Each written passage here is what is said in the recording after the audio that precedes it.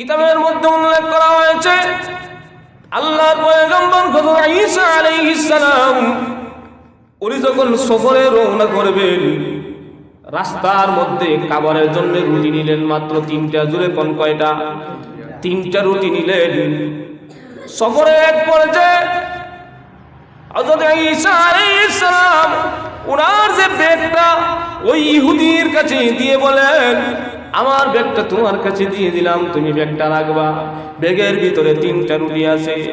যখন আমাদের খাবারের প্রয়োজন হবে ব্যাগ থেকে রুটি খুলে আমরা খাবো।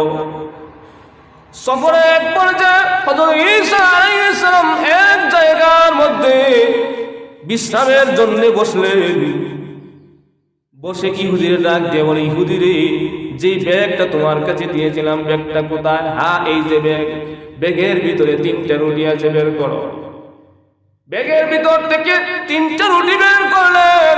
হযরত ঈসা আলাইহিস সালাম নিজে একটা রুটি নিলেন, আরেকটা রুটি ইহুদিকে দিলেন, আর 3 নম্বর রুটিটা আবার ব্যাগের মধ্যে রেখে দিলেন। আল্লাহর পয়গম্বর ঈসা আলাইহিস সালাম ডাক দিয়ে বলেন, তুমি একটা রুটি খাইবা, আমি একটা রুটি খাবো। আবার যখন বেশি ক্ষুধা লাগবে, সফরের হালতে যদি কোনো খাবারের প্রয়োজন হয়, তাহলে ওই রুটিটা আমাদের কাজে লাগবে। ঈসা আলাইহিস সালাম আল্লাহর নাম বলে ওই রুটি খাইলেন। রুটি খাওয়ার সাথে সাথে একটা রুটির মাধ্যমে পেটের খিদা নিবারণ হয়ে যায়। কিন্তু সাথের যে লোকটা সে ছিল ইহুদি। আল্লাহর রাসূল বিশ্বনবী রাহমাতুল লিল আলামিন হাদিসের মধ্যে বলেন, ইহুদিরা, বেঈমানরা, যারা মুশরিকরা কয়েকটা হাতে কানা খায়, মুসলমানরা এক পেটে কানা খায়, একটা হাতে কানা খায়। আর ইহুদি বেঈমানরা তারা হলো 7টা হাতে কানা খায়।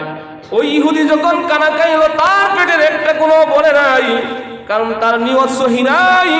ঈসা আলাইহিস সালামের নিয়ত সহি। আল্লাহর উপর ভরসা করে রুটি খাইলেন।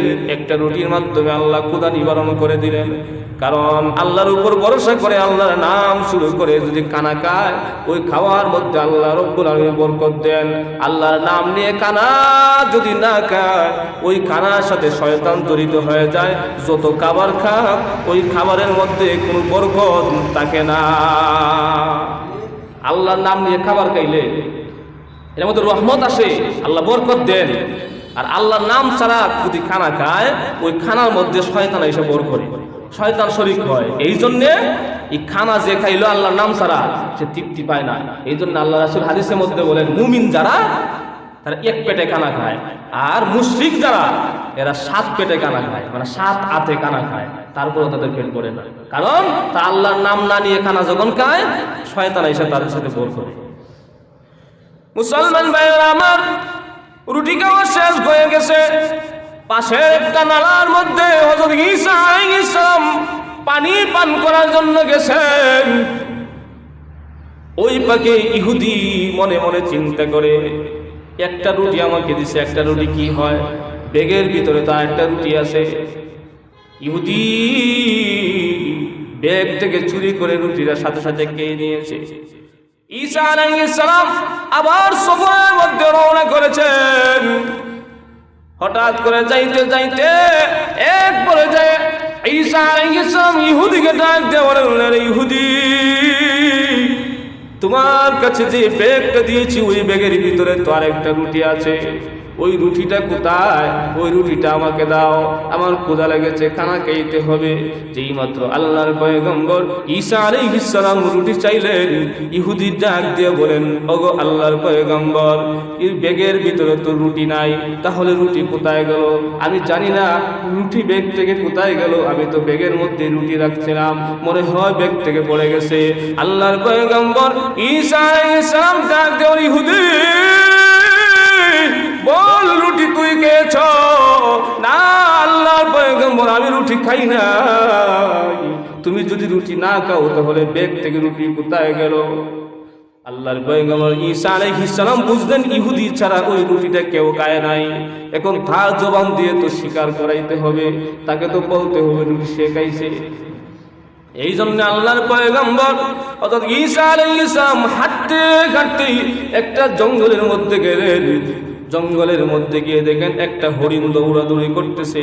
আল্লাহর কাছে দোয়া করে দিলেন, ওগো প্রভু, ওই হরিণটা আমাদের প্রয়োজন, একটা গুনাহ করে আমাদের কাছে পৌঁছায় দেন। যেই মাত্র হাত তুলে আল্লাহর দরবারে দোয়া করেছে, ঈসা আলাইহিস সালামের হাত নামাইতে দেরি হয়েছে। আল্লাহ রব্বুল আলামিন ওই হরিণটাকে বুনা গোশত বানাইয়া আল্লাহর পয়গম্বর ঈসা আলাইহিস সালামের সামনে পাঠাইতে একটা সেকেন্ডও দেরি করেন নাই।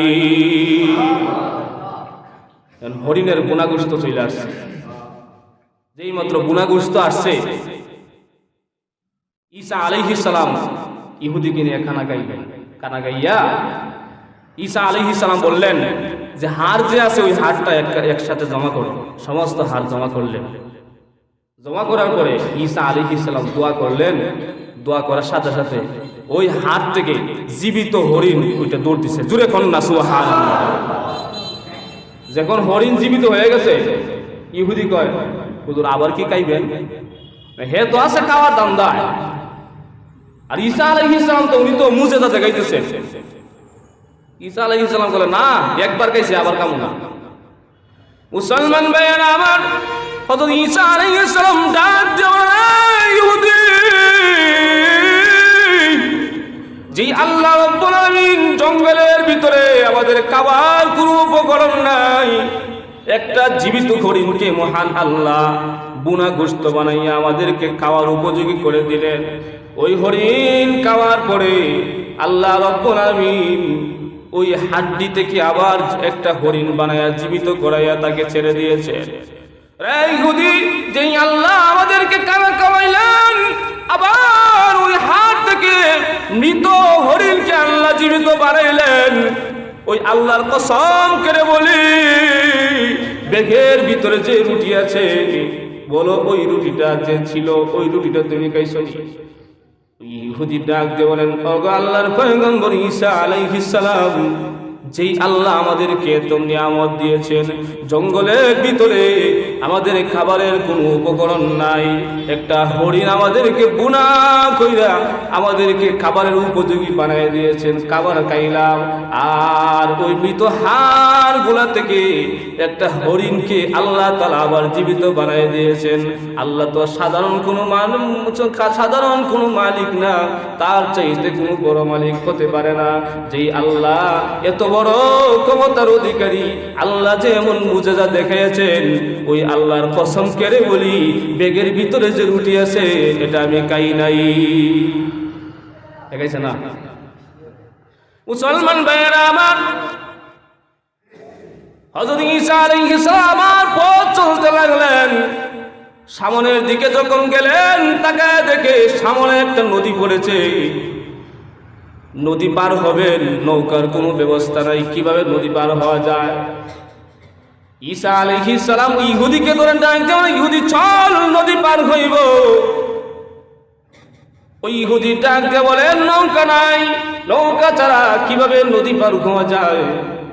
ঈসা আলাইহিস সালাম ইহুদিকে ধরে আল্লাহর কাছে দোয়া করে ওই নদীর উপর দিয়ে হাঁটতে শুরু করলেন। ব্রিজ দিয়ে যেইভাবে মানুষ হেঁটে হেঁটে নদী পার হয়, আল্লাহর পয়গম্বর ঈসা আলাইহিস সালাম নদীর উপর দিয়ে এইভাবে হেঁটে হেঁটে নদী পার হয়ে গেলেন। রাস্তার মধ্যে ইঞ্চি পরিমাণও ক্ষতি তাদের হয় নাই।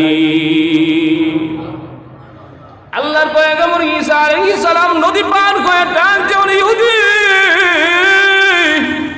যেই আল্লাহ নৌকা ছাড়া আমাদেরকে হেঁটে হেঁটে নদী পার করাইলেন, আল্লাহর ক্ষমতা বেশি, এত ক্ষমতা এত মুজিজা আল্লাহ আমাদেরকে দেখাইলেন। ওই আল্লাহর কসম করে বলি রে ইহুদি, বল তুই রুটি খাইছিস নাকি? ইহুদি ডাক দিয়ে বলেন, আল্লাহর এত বড় ক্ষমতা দাও, এত ক্ষমতার অধিকারী যেই আল্লাহ মাটির উপর দিয়ে শুধু আমাদেরকে হাঁটান নাই, পানির উপর দিয়ে আমাদেরকে হাঁটাইছে। ওই পানিতে কোনো বস্তু থাকতে পারে না, সব ডুবে যায়। আমাদেরকে এত বড় দুইটা মানুষকে মহান আল্লাহ ওই নদীর উপর দিয়ে বিস্তার ছাড়া নৌকা ছাড়া হাঁটাইয়া হাঁটাইয়া পার করে দিলেন। ওই আল্লাহর সাথে তো নাফরমানি করা যায় না। আল্লাহর পয়গম্বর ঈসা আলাইহিস সালাম শুনে রাখুন, যেই আল্লাহ এত বড় ক্ষমতার অধিকারী, ওই আল্লাহর কসম কেড়ে বলি ব্যাগের ভিতরের রুটি আমি খাই নাই। অস্বীকার করছে ইহুদি। তো হাঁটতে হাঁটতে ঈসা আলাইহিস সালাম একটা মরুভূমিতে গেলেন। মরুভূমিতে যাইয়া বসলেন, বৈশা মাটি দ্বারা 3টা স্তূপ বানাইলেন ইটের মতো। আগেই তো বলেছিলাম ঈসা আলাইহিস সালাম মাটির মধ্যে যদি স্তূপ বানাইয়া ফু দেন তাহলে এই মাটি কি হয়ে যায়? স্বর্ণ হয়ে যায়। ঈসা আলাইহিস সালাম এই 3টা স্তূপ বানাইয়া দোয়া করলেন, সাথে সাথে স্বর্ণের টুকরা হয়ে গেছে, 3টা স্বর্ণের ইট। এখন ঈসা আলাইহিস সালাম বন্টন করতেছেন, একটা ইট আমার আর একটা ইট ইহুদিরে দিলেন, একটা তোমার। আর 3 নম্বর ইট, আমার ব্যাগে তো রুটি ছিল 3টা, একটা তুমি খাইছো, একটা আমি খাইলাম, এই জন্য একটা ইট তোমার আর একটা ইট আমার। আর 3 নম্বর যে ইটটা আছে ওই ইটটা ওই তার জন্য রাখছি, যে ব্যক্তি আমার ব্যাগের রুটি খাইছে তার। মুসলমান ভাইয়েরা আমার, যেই মাত্র আল্লাহর পয়গম্বর ঈসা আলাইহিস সালাম এই কথা বললেন, ওই ইহুদি ডাক দেওয়ারে, ও নবী ঈসা, বেয়াদবি মাফ করেন, রুটি 3টা রুটি 3 জনে খাওয়ার জন্য রাখলেন, 3টা বন্টন করলেন, একটা রুটি পিছে একটা ইট দিলেন, আপনি একটা খাইলেন, আপনার জন্য একটা ইট রাখলেন, আমি একটা রুটি খাইলাম, আমার জন্য আরেকটা স্বর্ণ ইট রাখলেন। 3য় নম্বর ইট রাখলেন, যে ব্যক্তি আপনার ব্যাগের ভিতর থেকে রুটিটা খেয়েছে তার জন্য ওগো ঈসা পয়গম্বর বেয়াদবি মাফ করেন, আপনার ব্যাগের ভিতরে যে রুটি ছিল ওই রুটিটা আমি খেয়েছি। এবং স্বর্ণের ইট নেওয়ার জন্য রুটি কে খাইছে? জোরে কথা বলেন, কে খাইছে? ইহুদি, আমি খেয়েছি।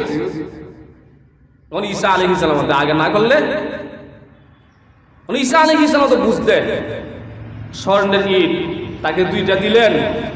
তারপরে ঈসা আলাইহিস সালামের বাগে যে আরেকটা রাখলেন, এটাও দিলেন। আর কটা হইছে?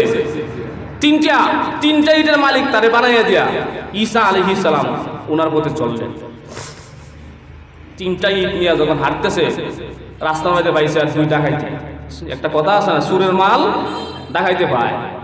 2 ডাকাতে পাইলো, ভাই বলছে স্বর্ণের ইট নিয়ে কই যাস? নিশ্চয় কোথাও থেকে চুরি করে আনছ, আমরা বাঘ না দিলে তোর অবস্থা আজকে খাইছে। অনেক বলতেছে, আচ্ছা ঠিক আছে, একটা ইট আপনারা নিয়ে নেন 2 জন আর আমার 2টা। এখন যখন হাতের মধ্যে তরবারি লইছে, মাথাটা আগলা করে বলেন, বলে ঠিক আছে ঠিক আছে, সমস্যা নাই, আমরা যেহেতু 3 জন ভাগাভাগি কইরা 3 ইট 3 জনের। এইভাবে ভাগাভাগি যখন করছে, এখন 3টা বইসে একসাথে পরামর্শ করতে করতে খিদা পাইছে, খাবার কই পাইব। এখন পরামর্শ কইরা ওই ইহুদিরে বলতেছে, আচ্ছা ঠিক আছে, পাশেই তো বাজার আছে, যাও বাজার থেকে খাবার নিয়ে আসো, খাবার খাওয়ার পরে আমরা সিদ্ধান্ত নিব এই ইটগুলা কি করব। এখন ইহুদিরে পাঠাইছে, ইহুদি গেছে খাবার আনতে, আর এই 2 ডাকাত বসে বসে চল্লা পরামর্শ করে। ইট তো 3টা, সে যদি থাকে তাহলে 3 বন্টন হবে, আর তারে যদি আমরা মাইরা ফেলাই তাহলে আমরা 1.5 টুকরা করে পাবো। 2 ইট 3 ইট আমরা 2 জনে পাবো।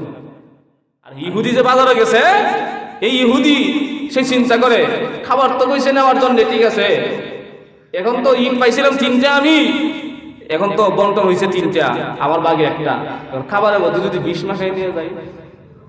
সে চিন্তা করছে খাবার কিনলো, কিনে 20 মাখাইলো, মাখাইয়া যেই মাত্র তাদের কাছে গেছে, এমনি তারা আগে থেকে রেডি, আসতে দিলে হবে, মারতে দিলে হবে না, সাথে সাথে ক্রস ফায়ার,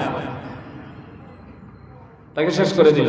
শেষ করার পরে চিন্তা করে খাবারটা জানছে, যাই করি নাই করি পরে আগে খাবার খাই নেই। খাবারের মধ্যে কি ছিল? দূরে কথা বলেন। এখন 20 মিশানো খাবার খাইছে, খাই ভিডিওটা শেষ। স্বর্ণের জায়গা স্বর্ণে পড়ে গেছে, মানুষ নাই। ঈসা আলাইহিস সালাম আবার এই রাস্তা দিয়ে যখন আসতেছেন, তাকে দেখেন 3টা লাশ 3 দিকে পড়ে গেছে, 3টা স্বর্ণের টুকরা 3 জায়গাতে রয়ে গেছে। ওই যে মান কানা ইউরিদুল আজিলাতা আজ্জালনা লাহু ফিহা মা নাশাউ লিমান নুরিদ। আল্লাহ রাব্বুল আলামিন বলে, দুনিয়া চাও, আমি আল্লাহ যতটুকু চাই তোমাকে ততটুকুই দিব, তুমি যা চাবে তা পাবে না, তার জন্য তোমার জন্য রয়েছে দুনিয়া ও আখিরাতে উভয় জায়গা শাস্তি। জুরে কোন নাউজুবিল্লাহ। সম্পদ কই আর গেল কই? দুনিয়ার সম্পদ দুনিয়া রয়ে গেল, কিন্তু 3 জনের মধ্যে 1 জনেরও আখিরাত নাই, আখিরাত ধ্বংস।